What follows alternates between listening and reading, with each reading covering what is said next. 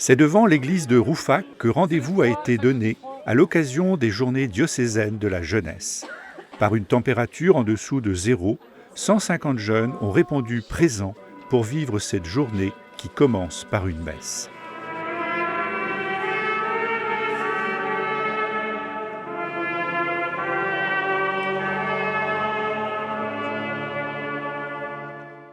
Est-ce que Jean Novak est là? Oui.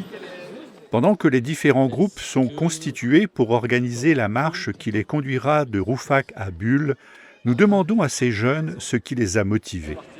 L'envie de faire, de partager quelque chose. Et c'est une première aussi pour moi de faire un pèlerinage de ce type. Parce que déjà, je suis avec Léon, mon ami, qui est là. Et du coup, on voulait un peu partager notre foi et marcher vers le Seigneur. C'était pour un partage de foi. Un éveil culturel et aussi une envie personnelle que j'avais depuis un certain temps. Présent pour célébrer la messe d'ouverture, Monseigneur Delannoy n'a pas hésité à prendre son bâton de pèlerin pour accompagner tous ces jeunes. C'est l'occasion, cette journée, de rencontrer les jeunes du diocèse, tout au moins une partie des jeunes du diocèse, de pouvoir échanger avec eux, d'écouter leur passion aussi, la passion qui les habite, leur passion quant à ce qu'ils souhaitent vivre, et vivre aussi, bien sûr, avec le Christ. C'est parti pour une marche à travers les vignes où se mêlent les discussions et les temps de prière.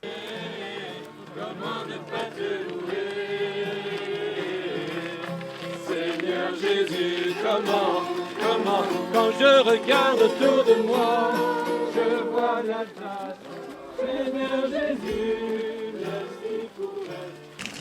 Vous êtes Marie, pleine de grâce, le Seigneur est avec vous.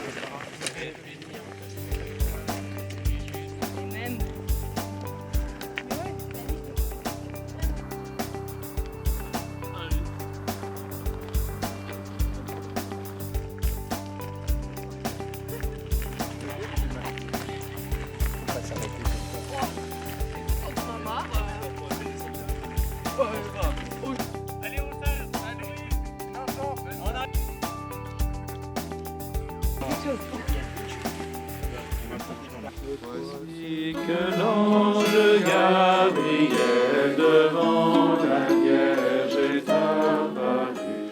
De toi va naître un enfant Dieu et tu l'appelleras Jésus.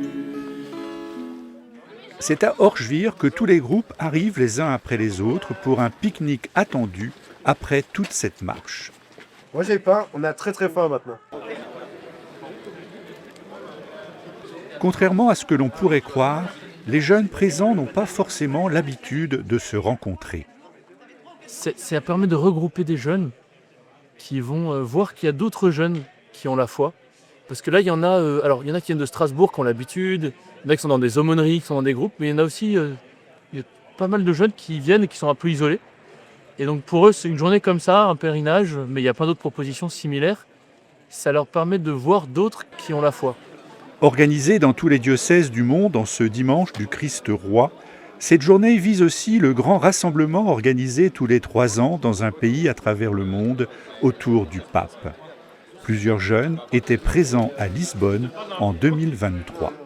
À Lisbonne, j'ai vécu un rassemblement du coup un peu similaire à ça, mais vraiment avec le monde entier. Donc cette impression de vraiment plus être seul en tant que jeune et d'être vraiment tous ensemble. Et du coup, oui, pendant les JMJ de Lisbonne, c'était vraiment un moment de grande joie parce que le fait de se rassembler tous ensemble. Et moi, ce que j'ai vécu plus individuellement, c'est vraiment ce moment de partage. Enfin, j'ai vraiment ressenti le fait que ma foi, je la partageais avec beaucoup d'autres. Donc voilà. Pour moi, c'était une grande expérience de rencontre, surtout. On était plein de jeunes et en fait, j'ai rencontré plein de gens. J'ai pu aussi avoir cette démarche de marcher avec le Christ, puisqu'on est parti dans un autre pays. Et en plus, moi, je suis partie pendant 2 semaines. Donc, il y avait vraiment ce côté de partir de chez soi et aller rencontrer le Christ. Et aussi vraiment un sentiment d'espérance très fort, parce que quand on voit tous les jeunes réunis autour du pape, notamment le dernier week-end, on rentre chez nous, on est rempli d'espérance et on sent que l'Église est aussi jeune et qu'on a notre place. Avoir le courage de la foi. Tel est le thème proposé au cours de cette journée, autour de plusieurs ateliers prévus à l'étape du soir. Là, il y a un certain nombre de religieux, de consacrés, de prêtres qui sont présents. Il y a même des sœurs, il y a des couples qui sont là.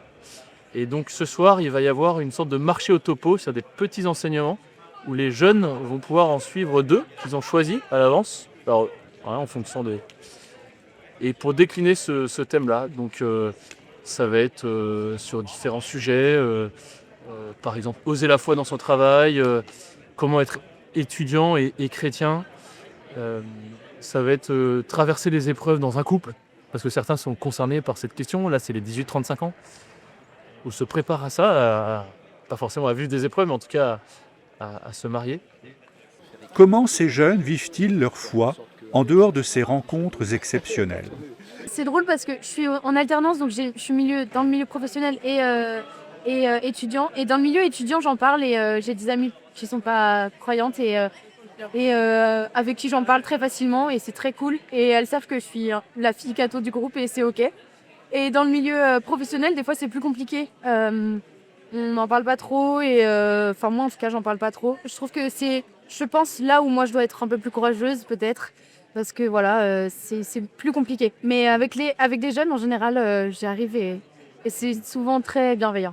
Il faut un réel courage, surtout dans la fidélité au Christ et donc aussi dans le fait de toujours croire et continuer à vivre sa foi, quand bien même on est entouré de gens qui vivent pas les mêmes choses que nous, et rester dans l'humilité de notre foi. Et moi, ce que je trouve de plus courageux, c'est de toujours rester un exemple de sa voix et l'exemple du Christ en nous pour les autres.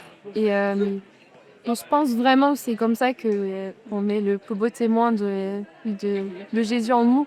C'est vraiment de rester exemplaire dans tous les milieux de vie. Moi, je viens d'un milieu, j'ai fait des études très artistiques, donc c'est un milieu où il n'y a pas forcément trop Dieu qui est au cœur des discussions.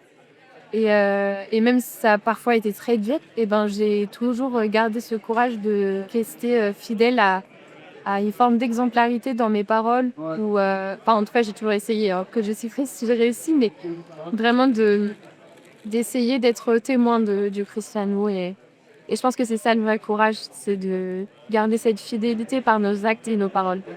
Avant de reprendre la route, c'est l'heure de la danse pour reprendre du courage. Cette route les conduira sans doute pour certains jusqu'à Séoul en Corée du Sud pour les JMJ à l'été 2027.